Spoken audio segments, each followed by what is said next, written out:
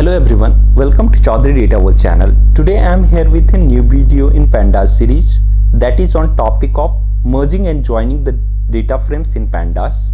We will be watching all the details regarding to both of these topics. So let's get started with the video.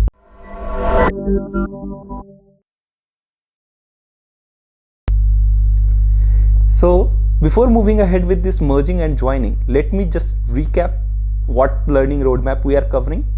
So this is what we are covering right now. Till sorting and ranking we have already covered up. Now today we are going ahead with the merging and joining. So what this merging and joining is, let me first explain you both in literal meaning, and then we will proceed further with the demonstration and what the inner insights and what all methods are there, what all parameters we can provide. All these details we will be watching on the granular level.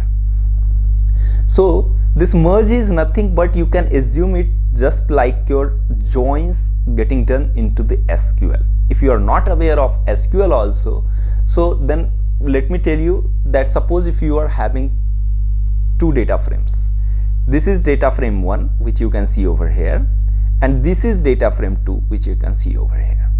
Now when both of the things are getting merged, what happens is in both of the data frames, whatever basis of this key column if we are merging, so what you can find over here, B and D, and again here B and D are the common keys between both. So when we are making inner join, it is taking both the common keys from both of the data frame and taking values from against each of them into from each of the data frame.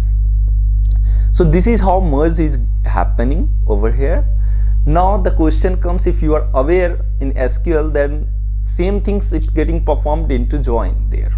Then why, if merge is already over here in Pandas, then why this joining explicitly is there into Pandas?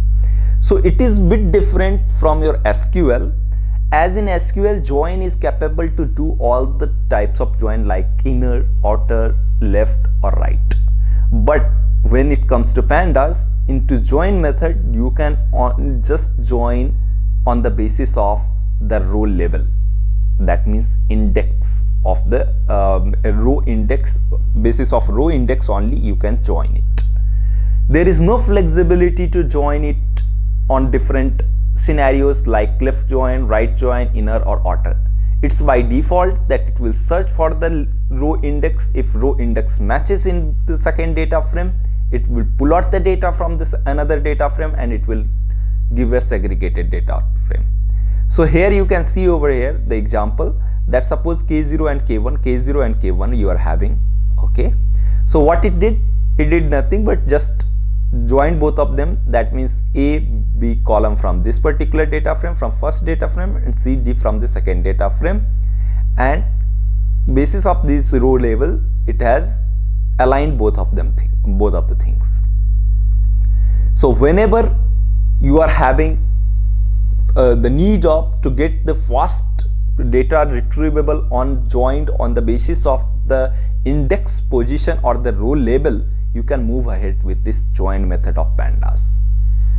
Apart from that, if you need versatility, if you need flexibility into your joining method, definitely you will have to proceed ahead with this merge, because here you can specify on which column you need to join, on what method you need to join. That means how you want to join, inner, outer, left or right.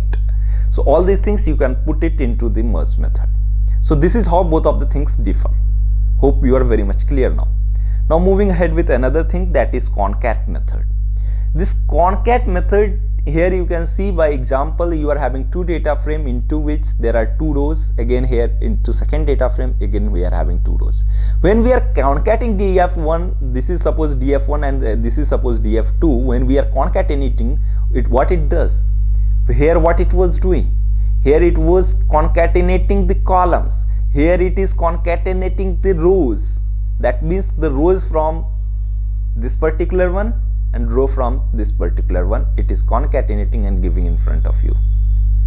So this concat method and merge method, the difference between both of them it will be into your axis equals to 1, and this will be into your axis equals to 0, which you can see over here, right? So when we are telling axis equals to 0, that means it's row level operation. And when you are telling axis equals to 1, then it's column based operation. Okay, so this is how it is differing from the merge is differing from concat. Now there are two more methods in merge which is important, or you may say a bit important, to see what they are and why even we are using them. So the first among them are this merge as of method. So this merge as of method is something which is getting applied particularly on the time series data. If you are aware about the fuzzy matching, correct? If you are aware of fuzzy matching, then what happens there? There is no exact data match between one data set to another data set. But whatever the nearest data from first data set to second data set it is joining on the nearest value possible. Now how long the nearest value will go, you can set over there into your fuzzy matching. Similarly, you can set over here as well. So this is basically into our Pandas series, or wherever you will be using it, you will be using it in terms of time series data, where what happens if you are having time stamp definitely with your date stamp, what happens then? Date will remain same, but time stamp definitely will vary, because whenever your data it is getting entered, time stamp is largely possible that it will be varying with few seconds, with few minutes, with maybe few hours.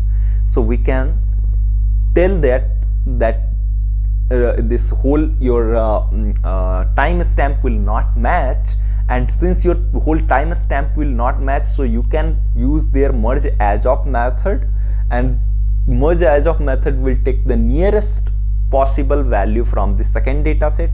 It is just like your fuzzy matching, and put that into your merge data frame.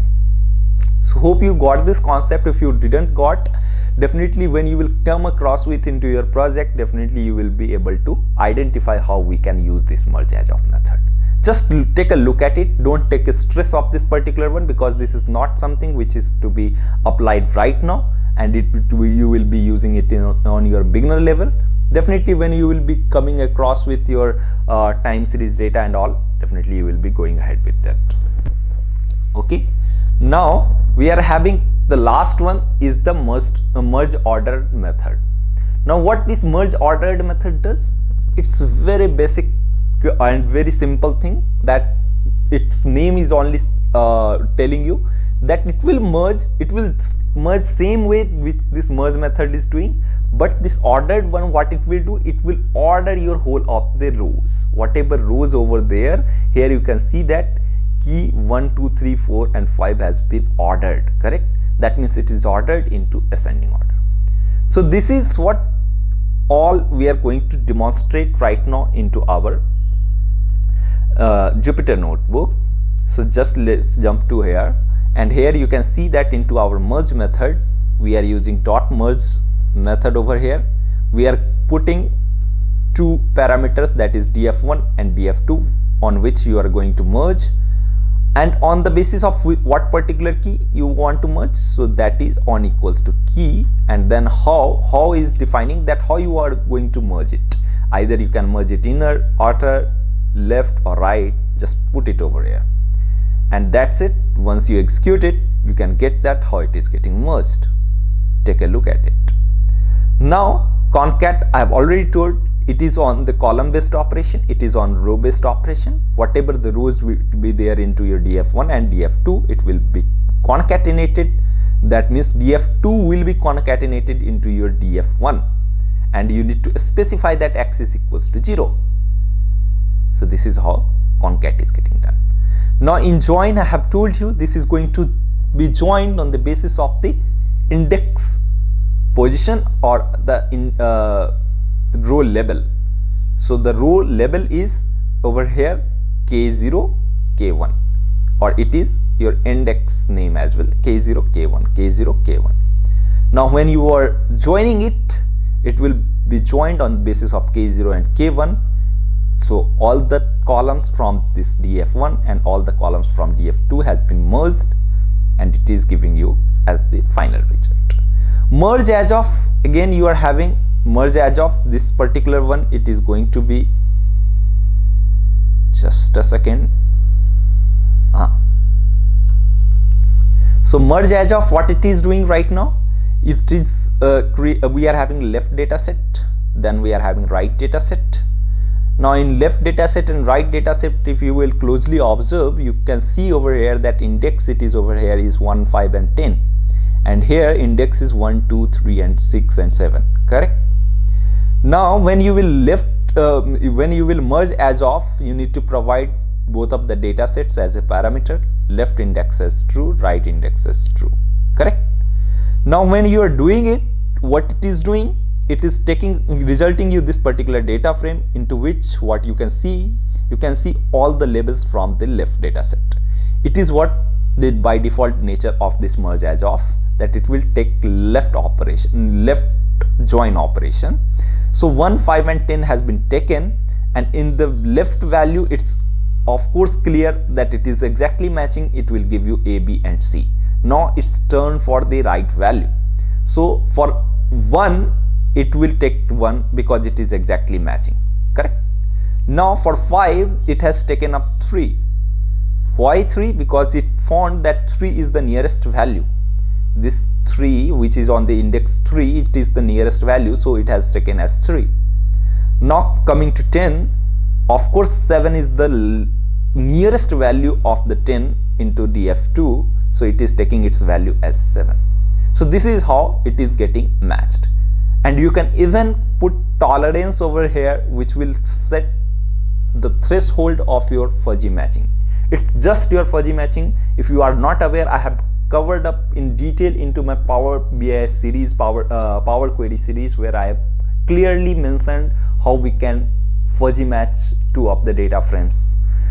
So after that, we are moving ahead with the merge ordered. Now this what merge ordered is. Merge ordered is exactly same as merge, but only a specification into it that it will order your whole of the resulting data frame into the ascending order right now. So here you can see that as soon as you execute it, you can get the key value in the ordered format. So that was whole about today, and about this whole video also. So if any confusion, let me know into the comment section. And it's my humble request, guys, that kindly like to the video if you found this video helpful, and subscribe to the channel. It helps me a lot, and it keep me motivated to come up with these type of videos. And see you in the next one with some other topic. Thanks till then.